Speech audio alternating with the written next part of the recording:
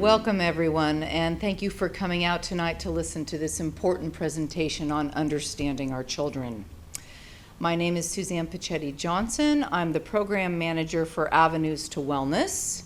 We are a program of the Frank R. Howard Foundation, and this is our speaker series. We have a 2-hour talk for you tonight. The first 90 minutes will be education, and we'll save the last half hour for your questions. I am very proud to introduce our speaker tonight, Tiffany Tucker. Tiffany is a department trainer at Redwood Community Services. She has a background in emergency mental health services as well as supervisory experience in both adult and children's residential settings. Thank you very much for being here tonight, Tiffany. Thank you so much for that wonderful introduction. And again, my name is Tiffany Tucker and my pronouns are she, her. And as Suzanne said, I am a trainer for Redwood Community Services.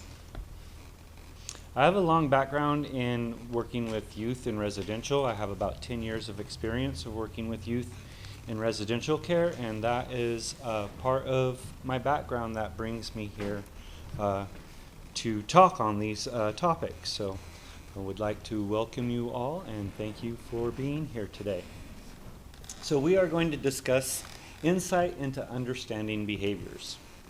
So Redwood Community Services is working towards empowering communities for long-term success by reshaping, empowering, accepting, and leading. Redwood Community Services wishes to express our gratitude and acknowledge all Indigenous people on whose traditional lands we live, learn, teach, and share knowledge. We acknowledge that we are learning and oftentimes unlearning on land that was and still is the traditional tribal lands of the Miwok, Pomo, Yuki, Wailaki, Kato, Lasik, Nangato, and Wiyot peoples of Humboldt, Lake, and Mendocino counties, just to recognize a few of those local bands or tribes. However, we do not want our land acknowledgement to be a passing performative comment, but rather an opportunity for reflection. So even though I just spewed that off the top of my head, for me, our land acknowledgements are really important, that we bring awareness to the destruction and the struggle that Native and Indigenous peoples have lived through, and that they're still here. So our land acknowledgement brings awareness to those folks. And we can think about supporting Native communities in many different ways. We can support them politically, ecologically, educationally, and economically by supporting land-back movements that are geared towards returning traditional tribal lands to the traditional stewards and restoring the traditional eco-diversity that existed before colonization. One of the most recent land backs in Northern California was when Eureka City Council voted to return Tuluá Island back to the Wiyot tribe in Eureka, Humboldt County. So, and then most recently, the monument on Highway 101 near Frogwoman Rock. So supporting those acknowledgements, recognizing that any river, lake, stream, mountain, valley, all had an indigenous name before colonization. And as we learn today, we will remember that we are residing on stolen tribal lands that were taken to build the United States and built by stolen people. The links on here are 3 of the top links. If you Google land justice, these are the top 3 links that will usually come up. And there are organizations that are working towards land justice for Black, Indigenous, and Latino communities. So our objectives today are to develop an understanding that behaviors are a form of communication, and that understanding the difference between skills and motivation. We will review emotional regulation, social emotional learning in another term. We'll talk about some positive interventions we can offer, and we'll talk about when we offer those interventions, the honeymoon period and the extinction burst and then the spike burst that exist after that initial intervention. When we're struggling to understand what behaviors mean, we have to ask ourselves, what is happening here? What am I missing? So the challenge for parents, resource parents, residential staff, caregivers, and educators to understand that the interactions between a child and their environment so that useful interventions can be developed that lead to lasting behavior change. So we don't have to keep addressing the same behaviors over and over again. Solving the problem durably. Caregivers and educators can shift towards a trauma-responsive approach. So trauma-informed care has been around since about 1995 or so.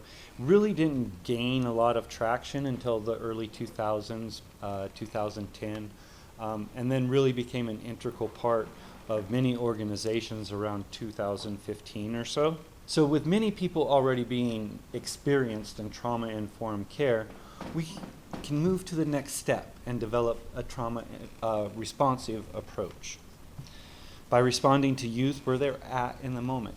And while I talk about youth in this training, and it's geared specifically towards training, behaviors of any person from 0 to 99, which is the age group that Redwood Community Services serves, we can see these issues develop in all age groups. So while I say youth a lot, or I talk about the child, we can just think about people when we're thinking about a trauma-responsive approach. We can use active listening and open-ended questions to develop that trauma-responsive approach so that we identify the underlying need.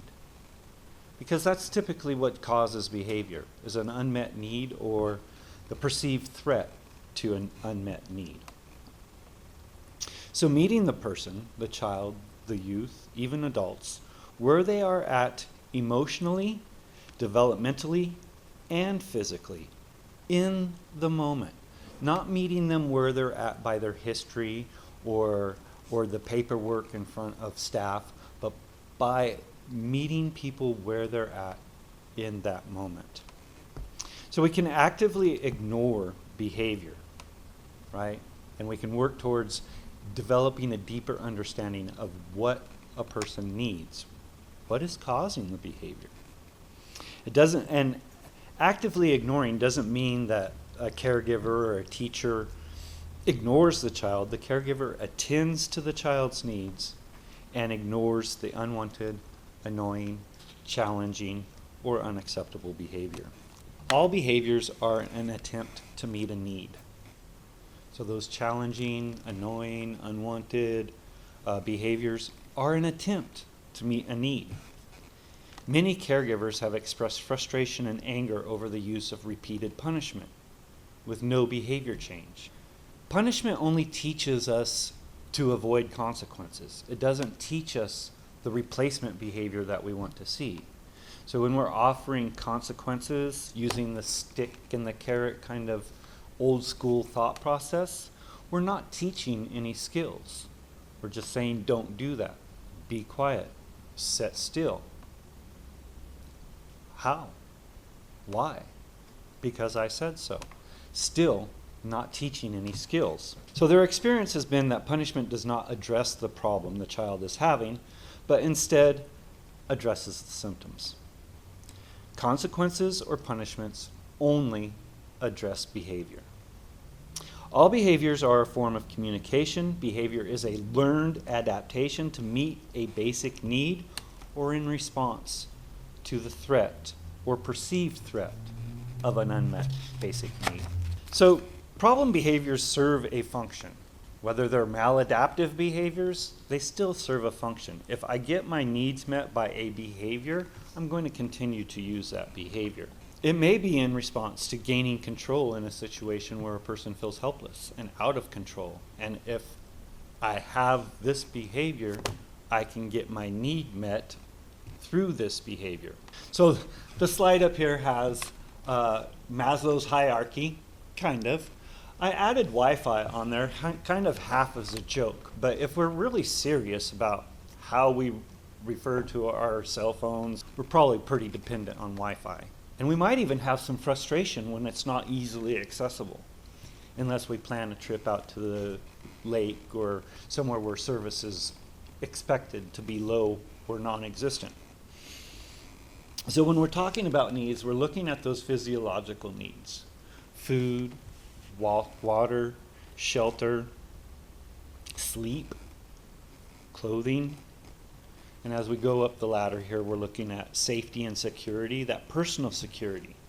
And that could be employment, availability of resources, health and property. Our social needs include friendship, intimacy, family, building that sense of connection. Having esteem, respect, and self-esteem for ourselves as well as others. And this develops our recognition of ourselves and how we view the world, how we view ourselves in the world, and how we view other people in the world.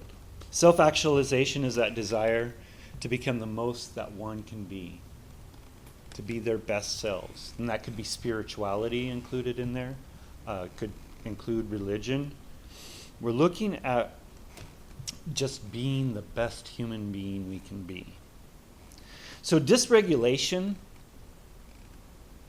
annoying, challenging, loud, obnoxious behaviors, can be more severe in response to those lower level needs. And that's kind of why Wi-Fi is not a joke in here, because we can see some really disruptive, dysregulated behavior from someone when they don't have Wi-Fi. Dysregulated behaviors are context-related, trigger-related, right? In response to environmental, ecological, and or unmet needs. And these conditions can be impacted and made worse by medications, prescribed medications, we're talking about allergies, illnesses or sickness, anxiety and fatigue. And then if you add those combinations up, it even gets a little bit more hectic. So traditional perspectives were a child is a problem. Fix your behavior. Sit down, be quiet. The child is a problem. We need to change our lens, shift the lens, and look at the child as having a problem. So as I said, the traditional, there are basically two attitudes that people have about behaviors of children, which are really polarities of thought. So when the child is the problem, we might hear stuff like, "What is wrong with you? Stop acting like that. Behave." But when we shift that lens and address the child as having a problem, we can ask, what do you need? And how may I best help you meet that need? Do you need a moment? And when we're thinking about do you need a moment, do we need a moment to breathe? Do we need a moment to develop a response to somebody who is talking to us? Do we need a moment to process messages that are being sent to us? When we're dysregulated, we're not hearing the full message. Do we need a moment to self-regulate? Or do we need someone to co-regulate with us? And do we need a moment, once we had some information sent to us and we've had that moment to process it, do we also need a moment to respond? We do. And when we're dysregulated, we need somebody to be patient with us so that we can meet them at that moment. So imagine a 12-year-old child is sitting at the table or at their desk or in some other area trying to do their homework or refusing to do their homework. They may be oppositional, defiant, and angry when their caregiver or their teachers remind them, do your work, sit down, settle down, do your work. They might ignore the directions. They might swear at the adult. They might spit or even throw their work on the table. I'm off the table. I'm not going to do this. I'm done. Just to get the adult off their back. This is an idea that the child is having a problem. And we have to ask ourselves, how do we feel when we are confronted with these negative behaviors? Do we get overwhelmed? Do we feel uncomfortable in the presence of a dysregulated child that we become dysregulated ourselves? And two dysregulated people in a conversation does not bode well. So we might ask ourselves, what are some negative things we've all heard as explanations for a person's behavior that indicate that they are the problem? And when I teach this virtually, I open up the chat box, or people might have their microphones and they're able to answer these, and we ask them, what are negative things we've heard? And you don't have to agree with these negative things, but what are some negative things that we hear when we're talking about a child as a problem. We might say that they're lazy, they're unmotivated, they're just defiant. We might even say they're slow, or stupid, or dumb, or stubborn. Or most adults would rely on Old Faithful, they're just attention seeking. If the perspective is that the youth is lazy, unmotivated, or deliberately mean or otherwise disrespectful, the likelihood is that adults will become angry or even feel threatened. An angry person often responds to negative behaviors negatively, with punishment or coercion. Do it or else, because I said so. When a teacher or parent uses punishment, frequently they run the risk of becoming associated with a negative consequence. And the child may come to fear or avoid that adult. Or the child may become angry and try to get even. And then the cycle of behavior often results in more severe consequences for the child. So if we're looking at reinforcement versus punishment, when we're reinforcing the behaviors that we want to see, we're adding a positive stimulus to that, right? We're adding a pleasant stimulus to increase or maintain, reinforce that behavior. And when we start to see some negative behaviors in that reinforcement process, we remove that negative stimulus. We remove the aversive stimulus so that we increase that desired or positive behavior. And by removing a stimulus, we can think about a room, the environment of the room. Is it too loud? Is it too quiet? Is it too bright? Is it too dark? Is it too crowded? And what can we do to change the environment? And when we can work towards changing the environment in that reinforcement stage, we're removing those negative or adversive stimulus and reinforcing with the positive stimulus. When we're punishing, we're just adding severe stimulus to decrease the behavior. Go sit in timeout. And that's like the worst thing we can do. We think spanking is bad, and it is. But sending a child away into isolation is just as bad. And it doesn't teach them anything. And when we're using punishment to decrease negative behaviors, we might remove pleasant stimulus in order to decrease that behavior. And we're still not teaching anybody anything, right? We're just saying, if you don't do it this way, these are the consequences. We have to model the behavior that we want to see. We have to reinforce that. We have to show how it's done. And if we become dysregulated, we don't have the ability to do that. So we have a scenario here. The 12-year-old, what message is the youth receiving in there if they're just punished? What instruction do they receive in this approach? When negative behaviors result in excluding a child from their environment, the child may learn that their behavior is successful in helping them to avoid doing the required work. Exclusion may be reinforcing the negative behavior it was designed to correct. And it becomes cyclical, right? The child has an undesirable behavior. So the adult punishes the child. The adult believes that the punishment will reduce the behavior, but the child has no other tools for dealing with their dysregulation, and the child experiences dysregulation. The inability to communicate a need can result in negative, challenging, or otherwise undesirable behaviors. Being patient and asking open-ended questions to determine what the unmet need is, we can help the child develop language for communicating future needs. And when we're thinking about this, what do you mean the child doesn't have language? Well, maybe a child at school is dysregulated and it's because they're hungry and tired. But they don't know how to tell anybody they're hungry, because when they ask for food at home outside of regular meal times, they might get punished for it. So they don't have the language to come to a teacher and say, I'm hungry. So we see dysregulated behavior. When behaviors are governed by negative consequences, for example, a child has a fight, the behavior, they get suspended, they have a consequence.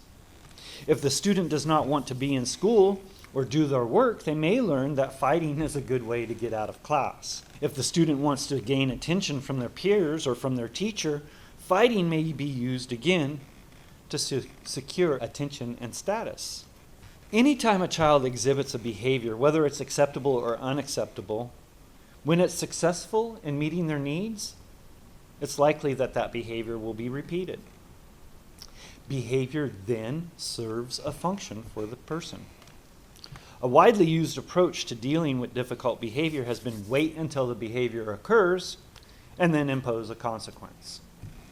So if we look at the diagram here, our core beliefs of ourself influence how we see our future, influences how we see other people. Those perceptions influence our behavior, how we feel about other people in the world, how we feel about ourselves. And those influence our thoughts. And those can become negative thoughts. I'm no good. I'll never be good enough. I'm just a bad kid. So we have to model the behaviors that we want to see so that we teach skills. Parents and schools using this approach simply expect children to be good, and then we punish them when they're not. Adults may feel that the punishment is good medicine for bad behavior. It worked for me. Look at me. I turned out fine. Did we? The intent of punishment is to provide a consequence following a problem behavior. That makes it less likely that the behavior will recur in the future. Punishment does not teach skills. It can be more effective to use discipline and natural consequences to develop skills in communicating needs.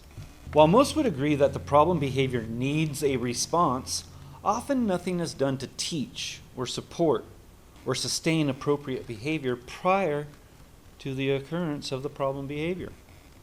We're reactive. Sometimes we have to respond to an issue that's arising out of the blue, and responding as opposed to reacting is a healthier approach. But we've been conditioned as a society to react, to stop the behavior, change the behavior, fix the behavior. The inherent flaw in this approach is that the child does not develop the appropriate skills because negative consequences, punishment, don't teach replacement behaviors. If the child can learn appropriate behaviors to achieve the same desired outcome as gained through using inappropriate behaviors, then the need for those negative behaviors no longer exists. So looking at the accidental reinforcement cycle. The child doesn't want to go to school, so they pick a fight at school, they get suspended. Child got what they wanted, they're not in school. The behavior is reinforced. And again, this is cyclical. I don't want to go to school next time. I know I won't have to go to school. If I get in a fight, I get kicked out of school. My behavior is reinforced. In the classroom, the teacher is the model for the student behavior. At home, the caregivers, parents, or resource parents provide the model.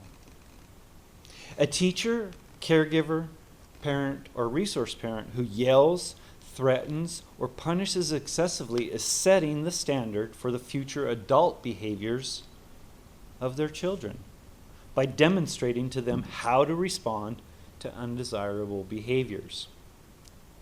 Teachers, caregivers, parents, and resource parents who rely on punishment as a primary intervention may increase the level of unacceptable behaviors as children begin to copy the behaviors of their role models. So because this is a larger group and I didn't want to have paper all over the floor and everything, we're going to skip the skills versus motivation activity. And what I would do is I would give very vague instructions on how to, on folding a piece of paper and then tearing off a corner and then folding it again and tearing off a corner. And when I say the top right corner, you really don't know which top right corner I'm asking you to tear off. So another example that my supervisor and coworker uses is, I have a hypothetical $100 ready to give out. I'll give you this hypothetical $100 if you can recite the Pledge of Allegiance in Mandarin without looking it up on Google. That's $100. Okay, hypothetically, how about I have $1,000 and I ask you to recite the Pledge of Allegiance in Mandarin. All right, let's go big. I have $1 million, a hypothetical $1 million. I'll give you $1 million if without any resources you can recite the Pledge of Allegiance in Mandarin. No takers? You're not motivated by $1 million? Or are you lacking the skill? And this is what happens with children. They're lagging in skills, or they're lacking in skills. And we say they're unmotivated, but they don't have the skills. So when we're looking, so the end of the exercise would look, I would hold up my snowflake, and the expectation would be that all of your snowflakes look like mine. And then I would ask you, what, didn't you follow the instructions? I gave you instructions. We have to ask ourselves, am I lacking skills or did I lack motivation? So language and communication skills are built with understanding, being able to understand what other people are saying. Having the ability to follow the flow of a conversation. Having the ability to say what is bothering them or how they're feeling. Or being able to quickly find the words you need in a conversation. Our attention and working memory skills are doing things, being able to do things in order. Keeping track of time. Staying focused. Ignoring distractions. Thinking of more than one solution to a problem. Our emotional and self-regulation skills are handling feelings when we're angry, when we're frustrated, annoyed, anxious, nervous, worried, or disappointed. Pausing before they respond, having the ability to pause before you respond. Having the ability to wait for something you want. Being energetic when it's appropriate to be energetic, and being able to calm down when it's appropriate to be calm. Our cognitive and flexibility skills are being able to handle transitions from one activity to another. Understanding that things can be kind of. Having the ability to see shades of gray, not everything is just black and white. Handling changes to rules or routines. And being able to understand why some things might need to change. Our social thinking skills are the ability to pay attention to what others are saying and doing. Understanding how our own behavior may make other people feel, understanding other people's points of view. Understanding what other people might think of us and our behavior. And in those previous slides, we showed that center person is viewing the world in the same way. We also have to consider growth mindset and fixed mindset. So with a growth mindset, we feel like we can learn anything. We can get better. We can enhance our skills.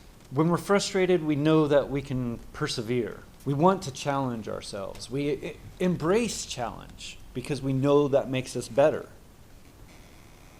We know that when we fall, it's a moment of learning. It's an opportunity of learning. And when we succeed, we feel inspired. We know that my effort and my attitude determines my success. If we come from a fixed mindset, we have either this, I'm either good at it or I'm not. I'll never get better. No matter how much practice won't work. I'll never get better. When I'm frustrated, I give up. We avoid challenge because we avoid failure. When we fall down, we tell ourselves we're not good enough. If we succeed, we feel threatened. We understand that my abilities determine everything. So if a caregiver or teacher knows, for instance, that a youth becomes argumentative when they sit next to a particular student because they have a history of disagreements, simply separating the two students may solve the problem or partially solve the problem. If the youth's arguments with their peer result from a lack of social skills, providing those social skills may give the youth the skills needed to have a good relationship with the other student. So now let's change our lens and look at the child as having a problem. What are some reasons a child might be having these behaviors without putting a negative connotation on it? What problems might a child be having that would be a better explanation of their behavior? So in the diagram here, I have this really tall student with all these little students. They might be behind, right? Maybe they're just tired. Maybe they're unsheltered and they're sleeping in a car. Lack of food. Maybe they're in an environment that has domestic violence or divorce or separation. These lead to problem behaviors. So let's go back to the 12-year-old. If we view the child as having a problem in this perspective, they're still refusing to do their schoolwork. They still may be oppositional and angry when reminded to do their schoolwork. But what is different is now we know that we have assessment data showing that the child reads at a second grade level. Before them is 7th grade work. Also, their parents recently divorced and they're dealing with intense anger over being abandoned by their parents. When adults understand the motivation behind misbehavior, their attitudes change. The youth's behaviors are still not appropriate or acceptable, and obviously they shouldn't be permitted to continue, but how that problem is addressed will generally be more constructive than in the previous model. In this more positive approach resides the opportunity for teaching and learning. So when we have that negative behavior, when we see that child behavior, and we teach an alternative behavior, and the child tries the behavior, and they're successful, and we acknowledge, yay, you made the change. The child will begin to replace that maladaptive behavior with positive behaviors. It may only last a moment, and we'll talk about that in a little bit, but this also can be cyclical. We may have to reinforce that positive behavior several times before it really catches in and becomes an actual part of that child's or that person's long-term behavior. So, we need to teach, oftentimes reteach that desired behavior. And we can do that by providing meaningful discipline with meaningful incentives. And I'm not big on the reward consequence system, so those meaningful incentives have to be something that the person is going to be able to engage in. They're going to have some buy-in for it to work, right? By providing meaningful discipline, we need to understand the definition of discipline. And the most literal, basic definition of discipline is 2 simple words: to teach. The root of discipline is disciple, which comes from discipulus, meaning student or one who studies. Disciplina means instruction or training derived from the root word discere, meaning to learn. Discipline is to study, learn, train, and apply a system of standards. Decades ago, to be disciplined in metalworking, to be disciplined in shoemaking or tailoring, seamstresses were disciplined in their profession. So discipline is that ability to apply these systems and these standards. Discipline is not rules or regulations or punishment. It's not about compliance or obedience or even enforcement. Discipline is not rigid, it's flexible, it's not boring, it's not always doing the same thing. It's an opportunity to learn and to teach others as well. It's something, once we have the information, it's something that we do for ourselves. We can receive that instruction and guidance, but discipline is internal. But we have to have the skills to be disciplined. So how can we improve that? Well, we can recognize that there are thinking skills, and some of us may be lagging in those thinking skills. So teaching, going back to basics, and teaching skills that are lagging or non-existent.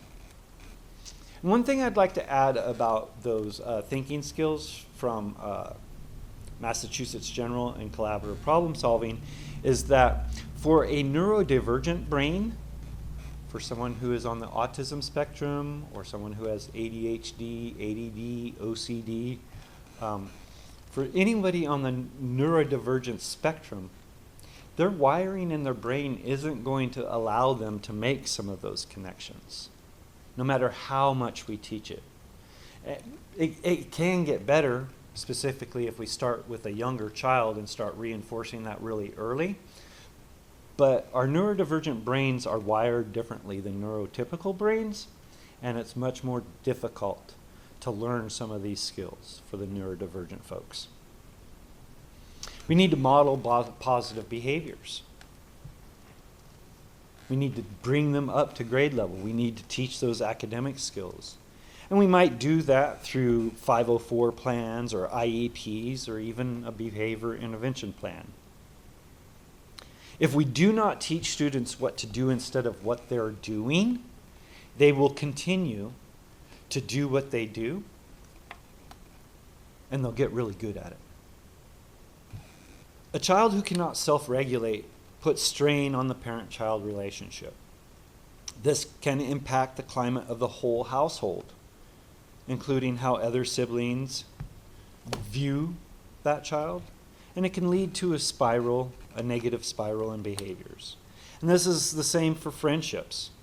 Kids who don't have the ability to control their feelings or their behavior can have a harder time making or keeping friends. The inability to self-regulate emotions can lead to traits like anger, aggression, withdrawal, or anxiety. And these are all trauma responses as well. Trauma responses are developed when we've experienced toxic stress to the degree that those experiences become traumatic. And trauma is in the eye of the beholder. It's how it's perceived through that person. Identical twins can go through the same traumatic experience and have two totally different responses to that traumatic experience. So our thoughts impact our feelings, and our feelings impact our emotional behavior. We might have negative or positive behaviors from those thoughts and those feelings. And the perception and the registration of sensory information influences our thoughts, and this again is cyclical. For emotional regulation or self-regulation is the ability to monitor and modulate which emotions one has, when you have them, and how you experience and express them. Learning to self-regulate is a key milestone in child development, whose foundations are laid in the earliest years of life.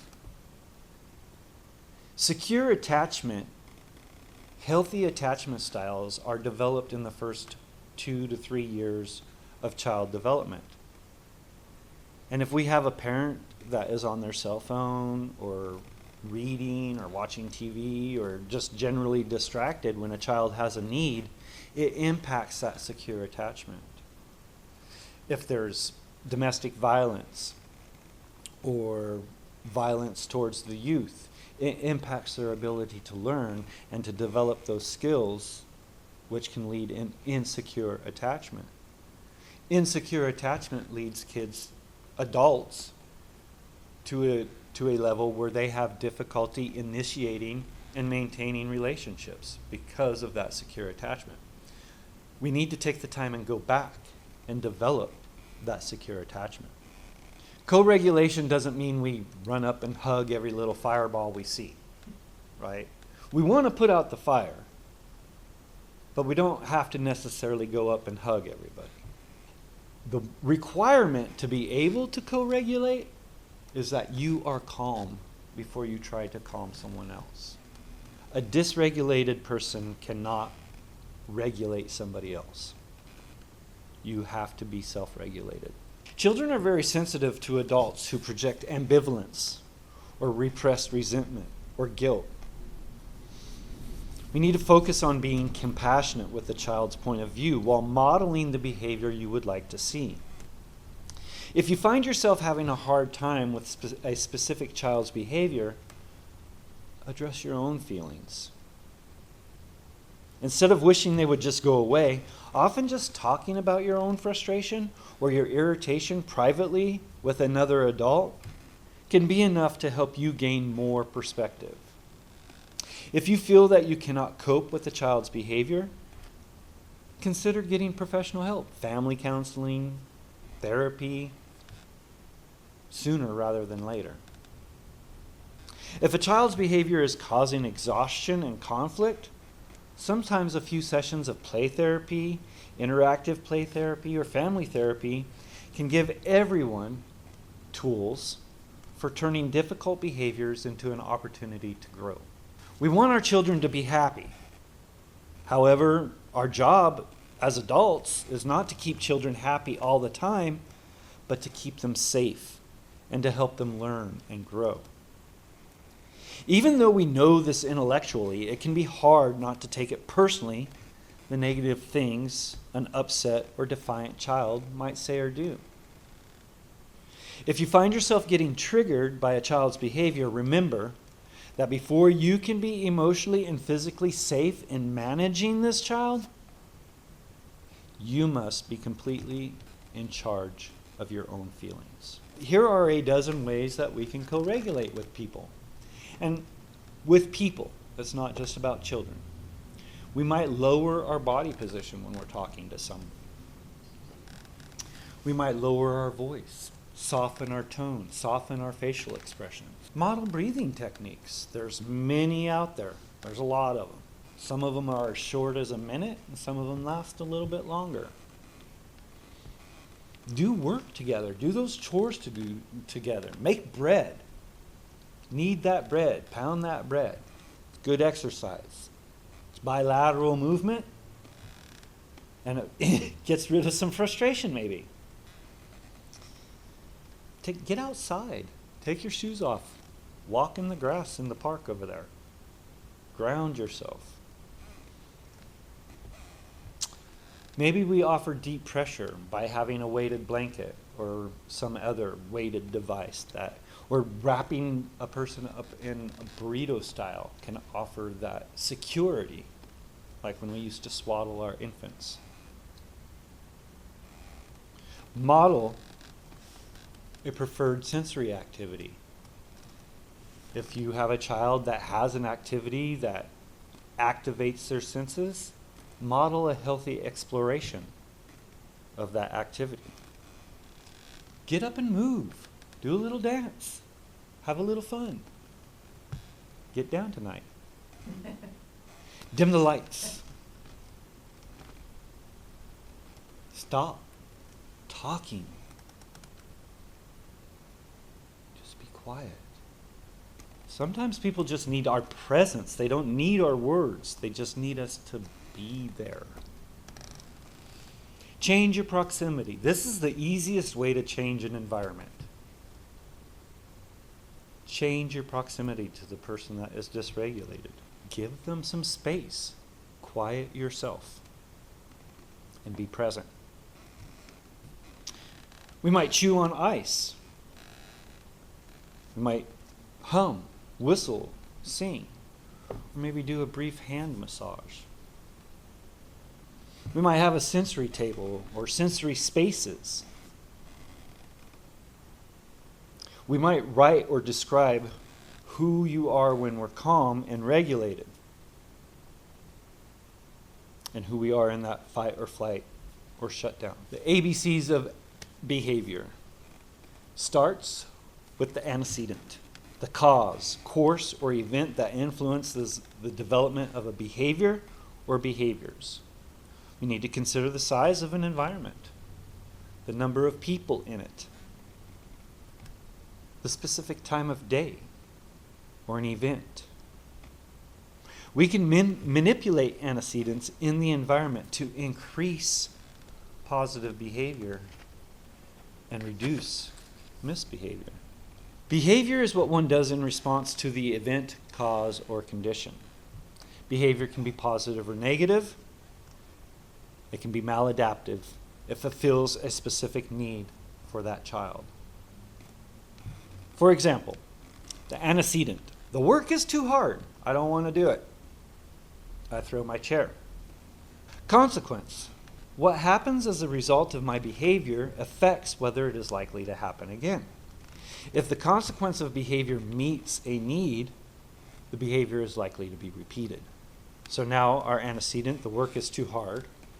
I throw my chair. The teacher gets angry and I get sent to the office and I don't have to do my work. Accidental reinforcement. Children must experience the consequences, the discipline of their actions to learn from them. Within reason and safe limits, we can let our infant explore. They fail, they fall down, they bump into things, they learn. We can model for our preschooler how to help clean up their toys or other messes. And we need to model that. We can't just say, go clean up your toys. We have to show them how. This is how mommy does it. This is how daddy does it. Allow your school-age children to experience the consequence for not completing their homework by bedtime. After years of small inoculations of consequences, the child enters adolescence at least partially immunized against bad choices, having had some genuine experience with decision-making. Children learn better from their own mistakes than from your preventive preaching. Everything has a consequence. Some consequences are positive, some are negative, some are even neutral. We want our children to be able to learn from their consequences. If we rescue them from the natural consequences of their behavior or are overly controlling about their choices, they're not going to learn how to grapple with normal consequences of behavior. Punishment involves intentionally inflicting pain on the child. Consequences do not involve intentionally inflicting pain on children. And consequences are directly related to the child's behavior, whereas punishment is not. We need to model the behavior that we expect. So when we say be respectful to others, what does that mean? Be respectful to others. We need to describe in specific terms. Respect means speaking in a normal voice. Respect means keeping your hands and your feet to yourself. Respect means allowing people their own time and space. We need to be specific. So, we teach. We provide instruction for that desired behavior. And then we model it as well. We state our expectations for behavior. We provide those examples of expected behavior. We may often modify our expectations as it's appropriate. And by modifying our expectations, that means we are understanding that chronological age and developmental age do not always coincide. There's often some difference, specifically if somebody's had chronic traumas. They've developed a nervous system and their brain has developed in response to those traumatic events to help preserve them. So we can modify our expectations. We don't want to intentionally lower our expectations because that sends a message, you're not worthy. I'm going to lower my expectations for you because you can't do it. And then we need to discuss and model the expected behaviors. At home, in the environments where these behaviors rise, and we need to reteach regularly. So if we understand the stages of behavior change through motivational interviewing specifically, we know that the first stage of change is pre-contemplation. Do I have a problem? I don't think I have a problem. Just because you say I have a problem doesn't mean I have a problem. And then we move into the contemplation stage. Yeah, maybe I do have a problem. What do I need to do about that? And we move into the preparation stage, taking those steps to prepare ourselves for taking action. And we can think about, what do we need if we're going to start exercising? We haven't exercised in a while, so what do we need? Well, we need to know about a gym, maybe. Maybe we need new sneakers. Maybe we need some workout clothes. I have an old pair of sweats. I can use those. But we need to be prepared before we can act. And then we move into the maintenance stage. This is the hardest stage of change. It takes practice. It takes reinforcement. It takes failure and someone modeling for us how to respond to failure so that when we have a reoccurrence in that behavior, we're assured that we're still loved and somebody is there reinforcing those positive skills. So changing the way we talk to people. So a positive expectation would be, once you have finished your chores, you may go to Mary's house. Okay. The negative is, you cannot go to Mary's house until the chores are finished. I'm never going to finish my chores. I don't get to go to Mary's house. That's all we hear.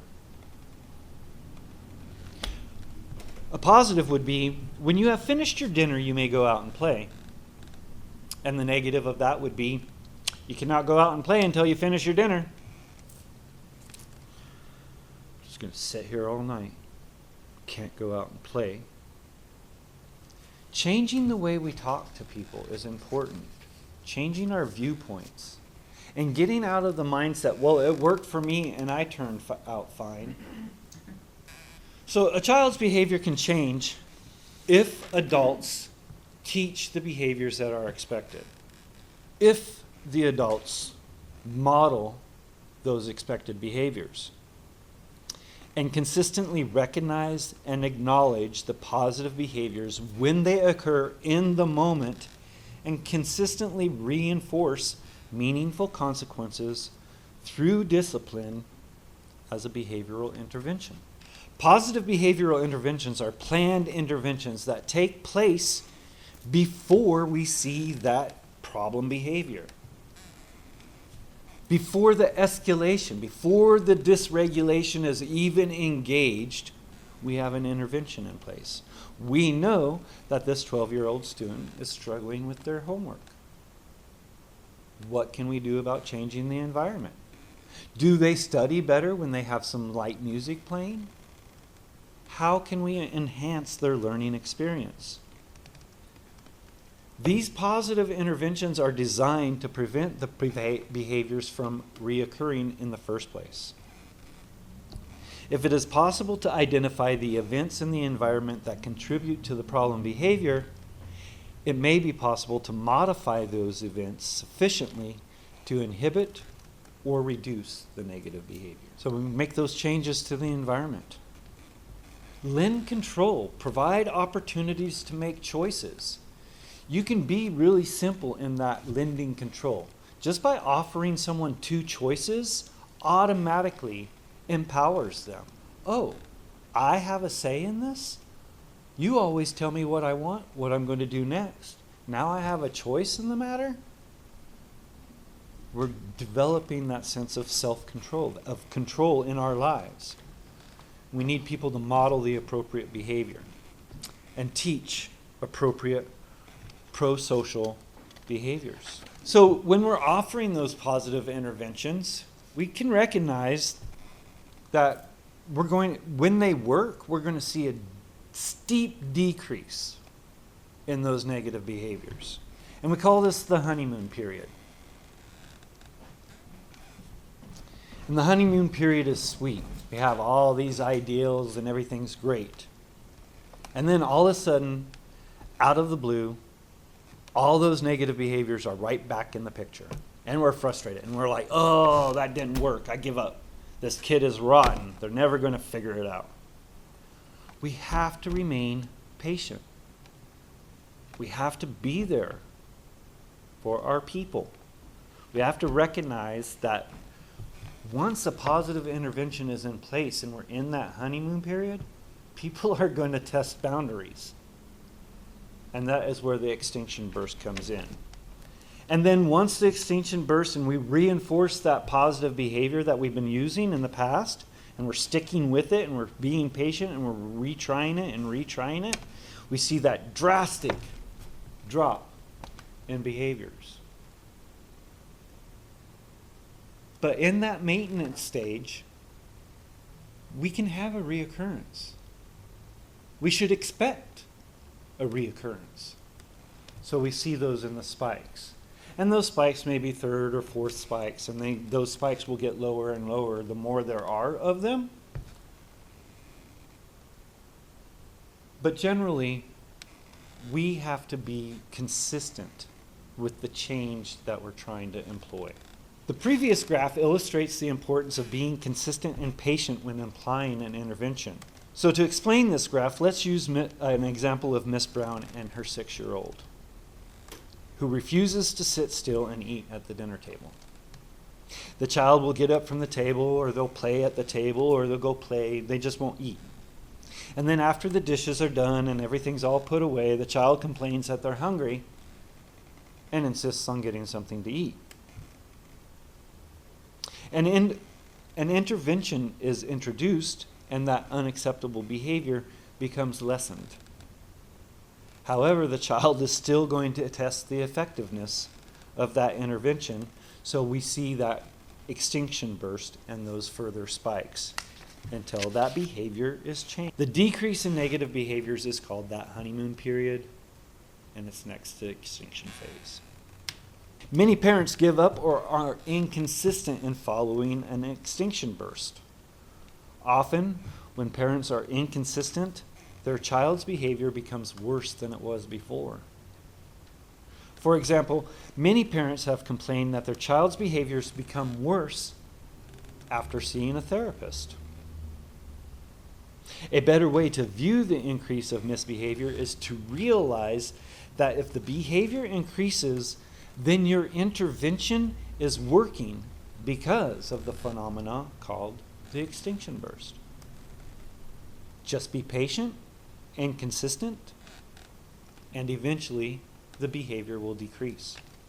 Over-controlling a child's choices and rescuing them from consequences of those choices doesn't help the child understand the relationship between choices and consequences, which results in terrible choices with enormous consequences when they reach adolescence. Not involving ourselves in our child's choices enough leads to a child who feels neglected and unloved, and who may have to deal with consequences that are too severe. For example, a child putting a fork in a light socket. That experience experience a consequence that is too severe for a single bad choice. We want to help our children develop self-control. We want to help them to learn to delay gratification so that they make healthy choices. We want them to help to learn to be aware of consequences so they make safe choices. And we want them to learn to restrain impulses so they make moral choices.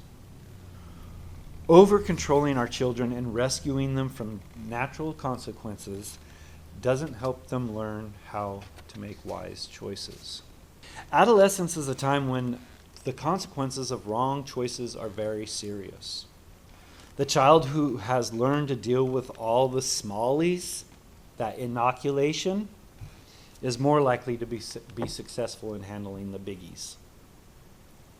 Being a wise immunizer means keeping a balance between overprotecting your child and being negligent.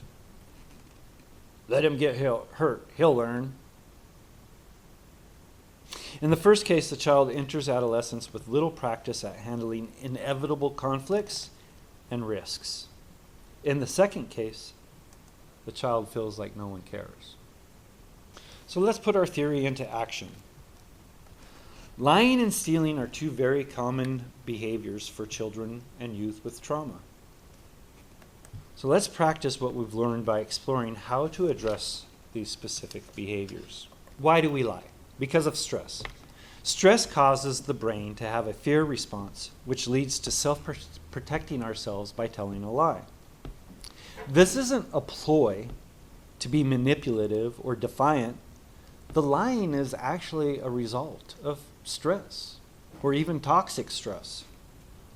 When a child lies a lot, it is a matter of dysregulation. The child believes survival is dependent upon convincing you that the lie is true. To this child, it is a matter of life and death. So why do we lie? Remember that presenting your child with consequences when they're in a state of dysregulation is pointless. Remember the two things that happen with stress. The normal thinking process becomes confused and distorted, and short-term memory is suppressed. So if you're familiar with Dr. Siegel's hand-brain model, and you can find this on YouTube, and Dr. Siegel will explain it a lot better than I will, but we can look at the hand-brain model and look at the fingers here as being the prefrontal cortex and the cortex, right, surrounding the amygdala and the hippocampus and all of that, right? When we become dysregulated, we go offline. Our rational reasoning being is offline. If we go all the way offline, we're operating in our most primitive brain, our reptilian brain, our survival brain. When we become so dysregulated that all we need to do right now is survive. And we can become dysregulated. We can go into this fight or flight response by someone yelling at us, someone raising their voice at us, someone pointing at us, someone using sarcasm or cynicism towards us. The brain automatically perceives that as a threat and activates our fight or flight. It's not that the child is refusing to remember the consequence. It is that the dysregulation prevents the child from remembering. So, steps we can do to take to curb that lying. Every night, without exception, turn off the television, put down your phone, and give your child whatever time you have available. My slide says 20 minutes, but it can be 5 minutes. It can be 10 minutes. As long as it is consistent, and you give that child 10 minutes every night consistently to talk about whatever they want. We don't interject. We don't correct them. When we catch them lying, we don't stop them and tell them, "Oh, you're lying." We just let it go. If they don't want to talk, we still spend that time. Present, patient, and silent. If they tell a lie, we ignore the lie. When we're done with the talk, we can give our child a hug and tell them that we love them, reassure them and tell them that we're not going anywhere, we'll always be here. This will help our child to regulate from stressful reactions that resulted in the lie. And then we have to do some self-care. We have to give ourselves that same amount of time. So if we're spending 10 minutes a night, we need to give ourselves that same 10 minutes so that we can address our own dysregulation. Particularly if we know the child lied. Inside, we're dysregulated. So we have to correct that dysregulation. We have to do some self-care. You might feel angry or threatened about your child's lie, so you need to calm yourself. And after an hour or two, after you've had your conversation with the child and you've had your self-care, you re-engage and come back to your child and address them with your heart.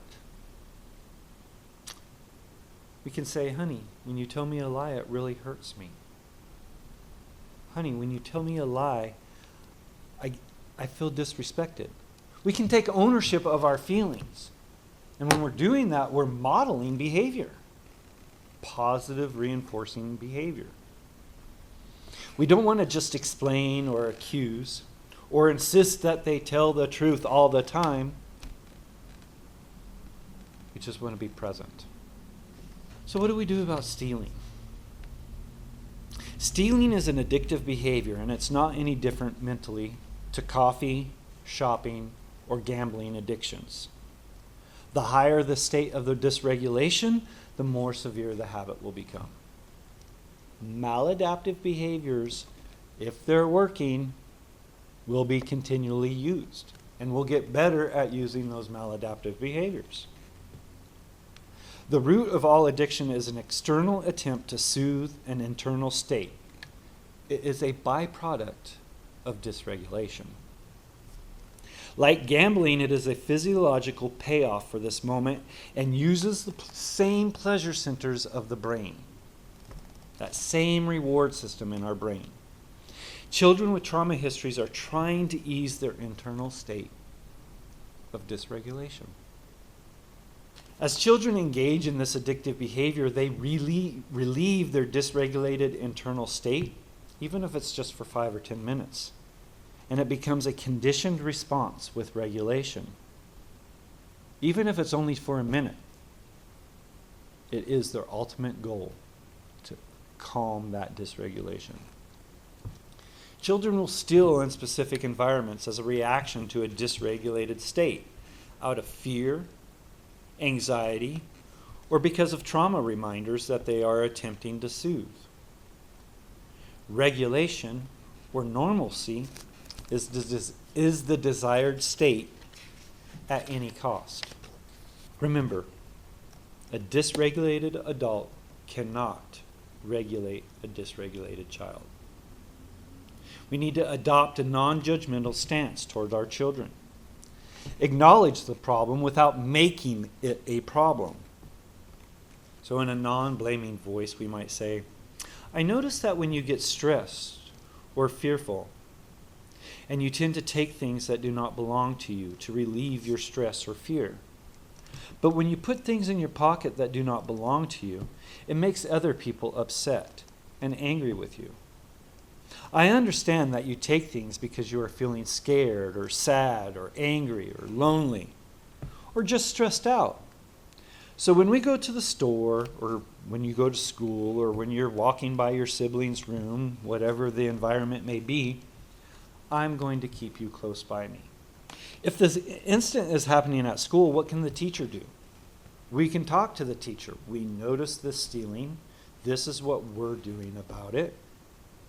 This is how we're handling at home. And share that formula with the teacher. Then we can say to the child, I'm not going to let you be by yourself. I'm going to bring you with me. The adult can say that. The teacher can say that. Whoever the people are in that environment can say, we don't want you to become dysregulated. We want to be here for you. And we're just going to be present the whole time you're around. If there's an instant when the teacher must leave without the child, they can give them a reassuring look and tell them, it's going to be all right. If you become distressed, just wait for me in the hall. I'll be right back. What we're trying to create for the child is a space of containment where we attempt to alleviate some of the distress that leads to the stealing behavior. Keeping the child close to you helps the child to feel safe. And this reduces the incidence of stealing. Not because you're watching, but because you're creating a state of regulation for your child.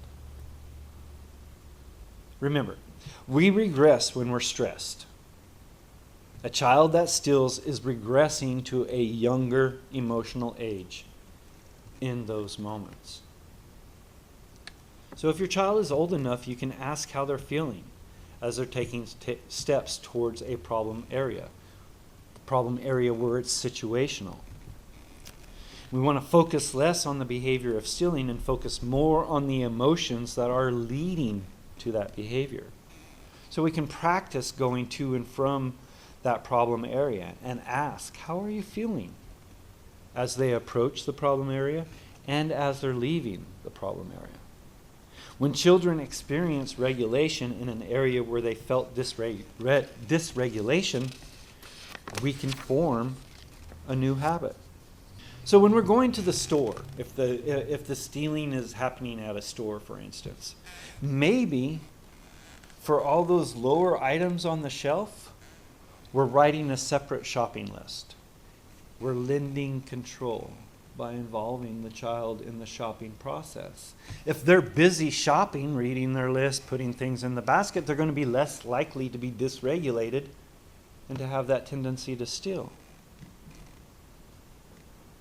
Maybe we're holding their hand. Maybe we're comforting them and just putting our hand on their shoulder. And if they're willing to have a hug at that moment, maybe they just give them a hug. Even with teens. Once a child understands that you're not going to freak out anymore, you can work together to create a state of re-regulation. You can develop those skills. It may take several attempts before the formula works. But eventually the child is almost certain to stop needing to steal because you're alleviating the stress by creating an open dialogue and a safe space to explore the very feelings that are creating the behavior. So the art of complimenting. Children with low self-esteem have difficulty giving and receiving compliments. I am horrible at receiving compliments.